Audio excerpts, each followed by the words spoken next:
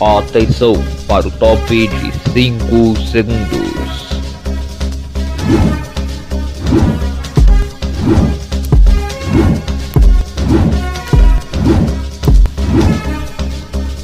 No ar, um campeão de audiência no seu ponto da notícia.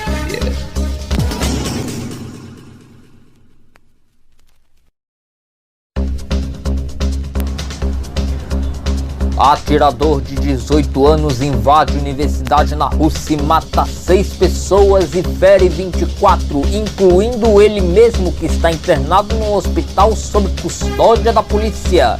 Vulcão Cumbre Vieja continua expelindo lava após a sua erupção que chegou a ameaçar a costa brasileira. Ao menos 5.000 pessoas foram retiradas da ilha. Bolsonaro come pizza em pé na rua e tem que entrar no hotel pela porta dos fundos por conta da sua não vacinação.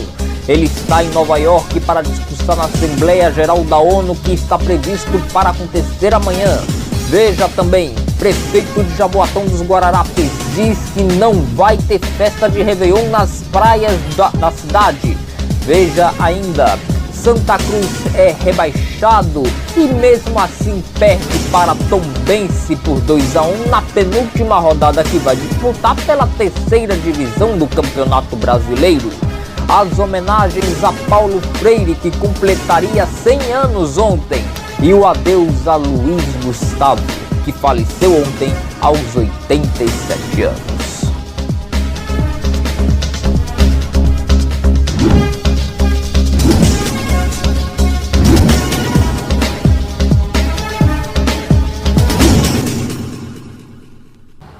Boa noite para você. Um homem de 18 anos invadiu uma universidade na Rússia hoje e abriu fogo contra todos que estavam presentes. Ao menos 6 pessoas morreram e 24 ficaram feridas, incluindo ele mesmo.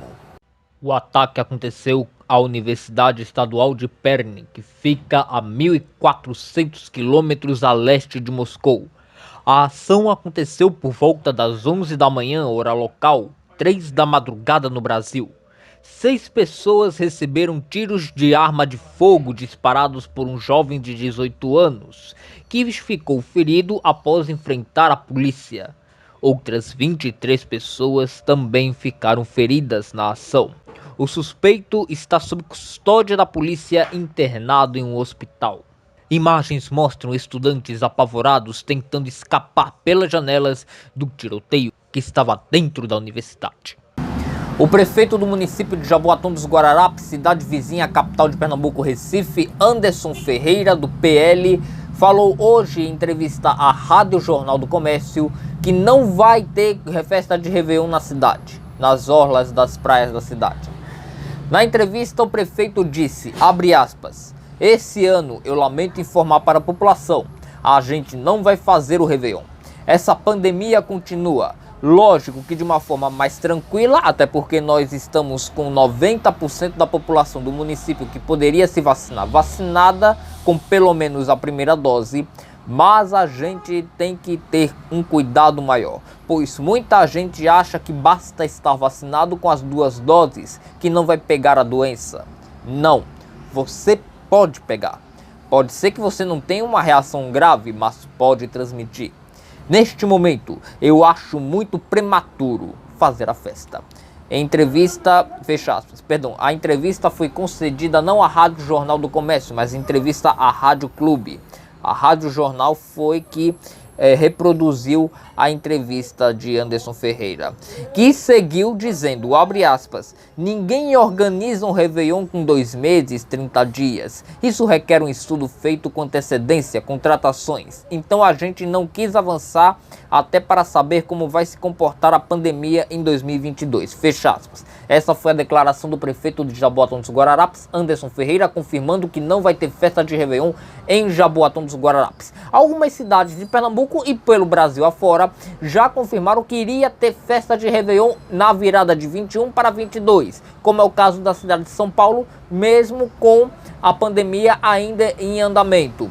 Isso aí é uma polêmica que está sendo discutida entre as cidades, entre os estados, A festa de Réveillon em São Paulo vai ter restrições para a pessoa ter acesso quem pode ter acesso à festa são pessoas vacinadas, enfim. Mas isso ainda requer uma análise muito detalhada para poder ser feita para sair do papel. Hoje o presidente americano Joe Biden liberou a entrada de brasileiros vacinados para os Estados Unidos e disse que haverá limitações, haverá restrições na entrada de brasileiros vacinados e não vacinados contra a Covid em território norte-americano. O presidente Jair Bolsonaro está em Nova York neste momento, se preparando para discursar na Assembleia Geral da ONU prevista para acontecer amanhã. O presidente da República chegou ontem, domingo, e já chegou causando. Ele teve que entrar pela porta dos fundos de um hotel em Nova York para evitar um protesto contra ele. O presidente da República também hoje foi comer um pedaço de pizza num restaurante e já que lá nos Estados Unidos não está proibida a entrada de pessoas não vacinadas contra a Covid em estabelecimentos públicos, Bolsonaro teve que comer esse pedaço de pizza junto com seus aliados, ministros, apoiadores, no lado de fora do estabelecimento.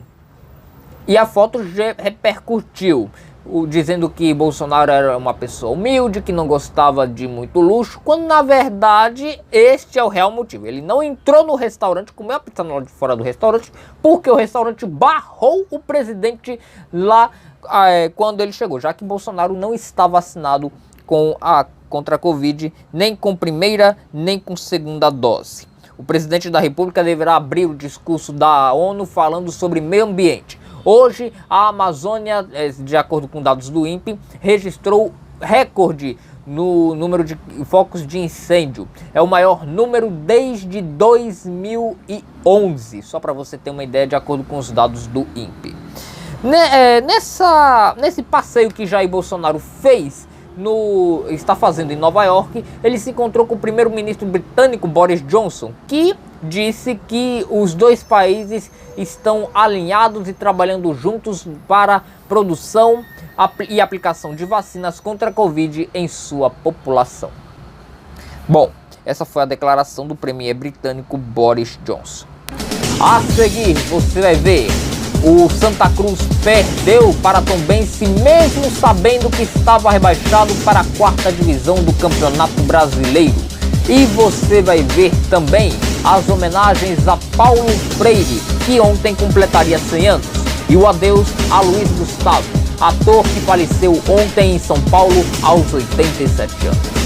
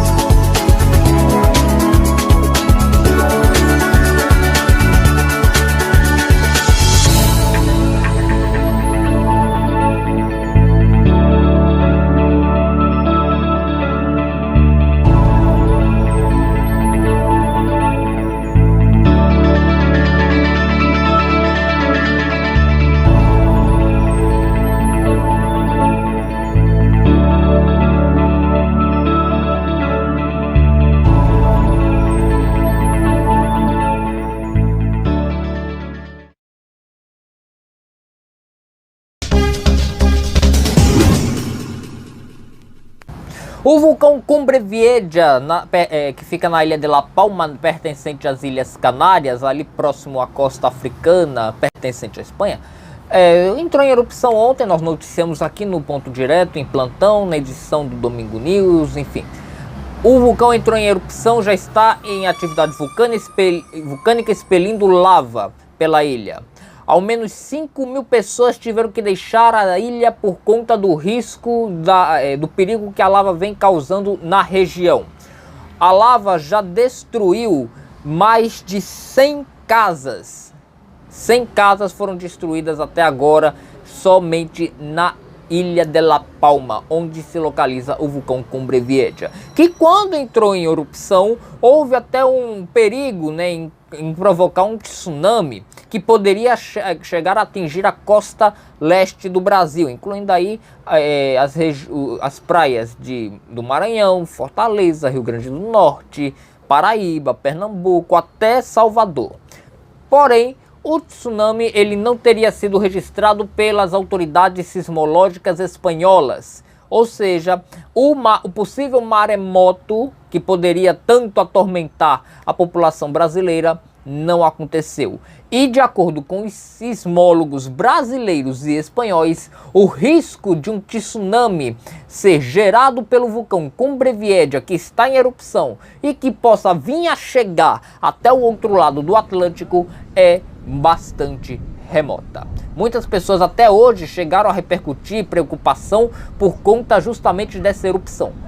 Mas como estamos dizendo, não há risco eminente no caso dessa erupção provocar um tsunami que pudesse chegar ao Brasil.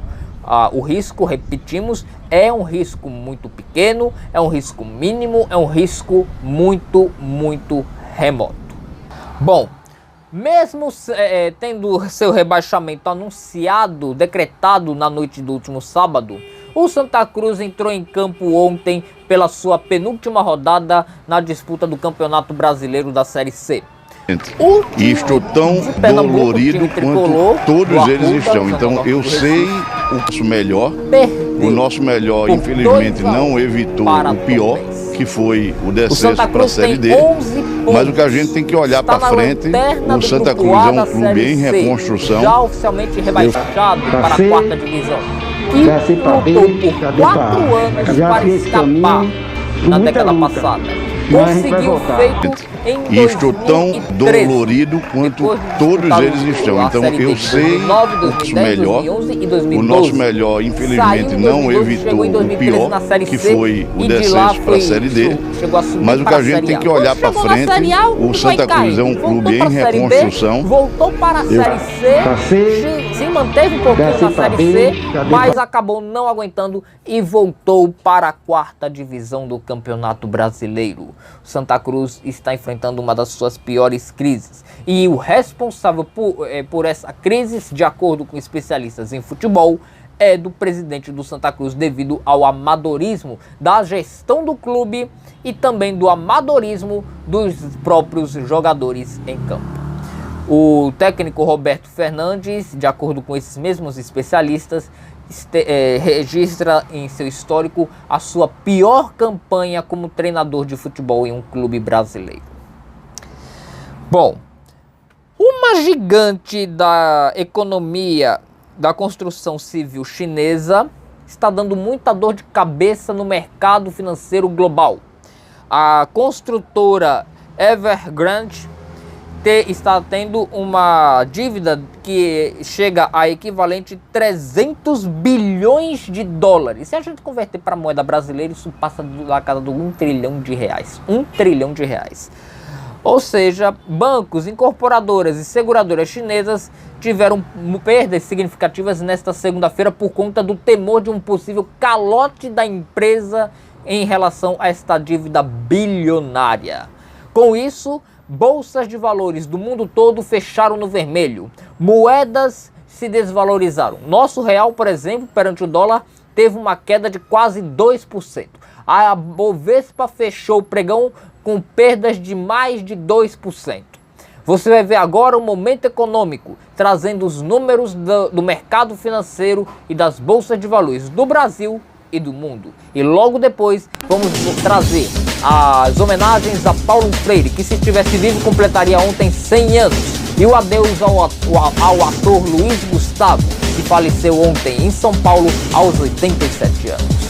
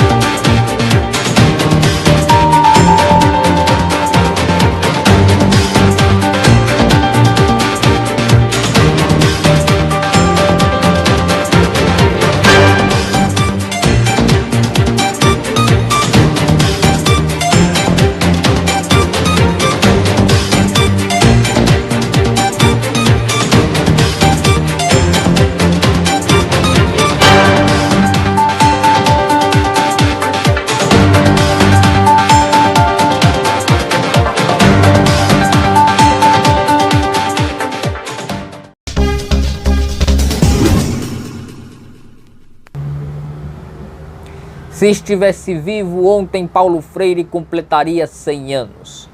O pedagogo, educador e filósofo com ideais socialistas e marxistas marcou a história do país, em especial da educação brasileira, com suas teorias, com seus ensinamentos e com seus projetos.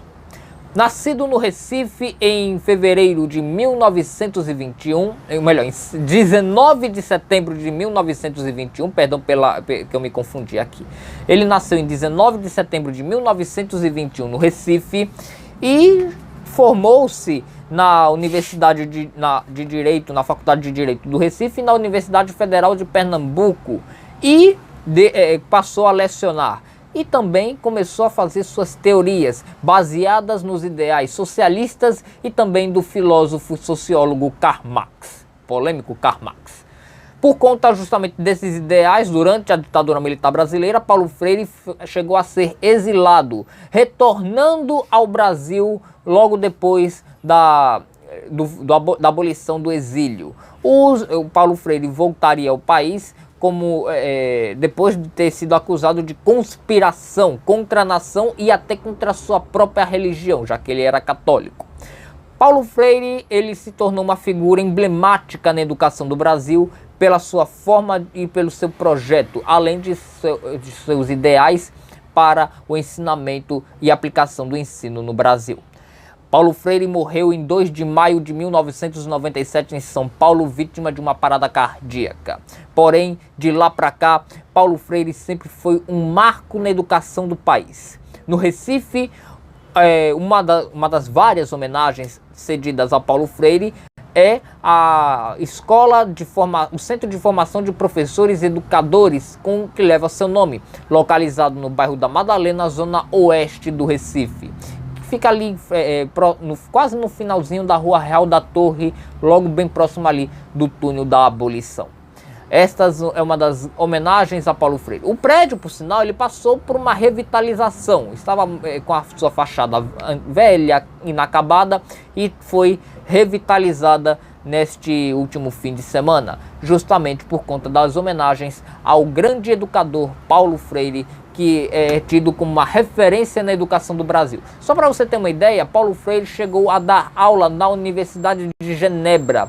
Um recifense, um brasileiro que chegou a este patamar, merece, claro, muito respeito e muito reconhecimento da sociedade brasileira.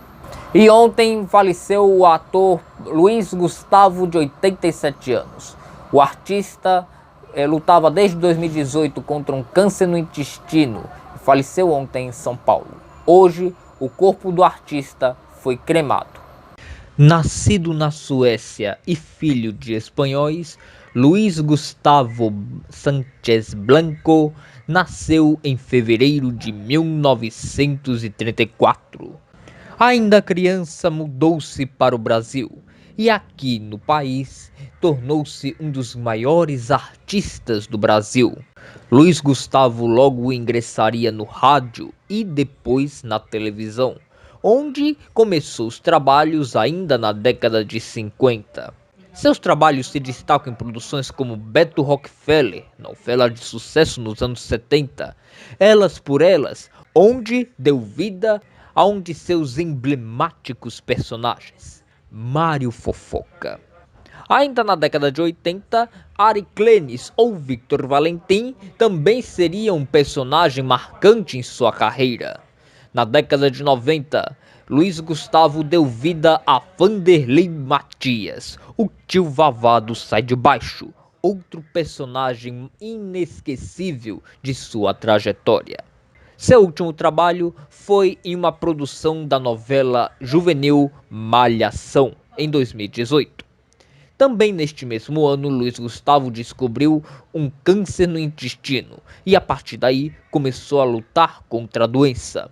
Em 2019, fez sua última produção, em participação no filme do Sai de Baixo, no final da atração. Luiz Gustavo faleceu neste domingo na cidade de Itatiba, interior de São Paulo, aos 87 anos, deixando uma obra e uma carreira marcante e inesquecível na dramaturgia, no teatro, na televisão brasileira.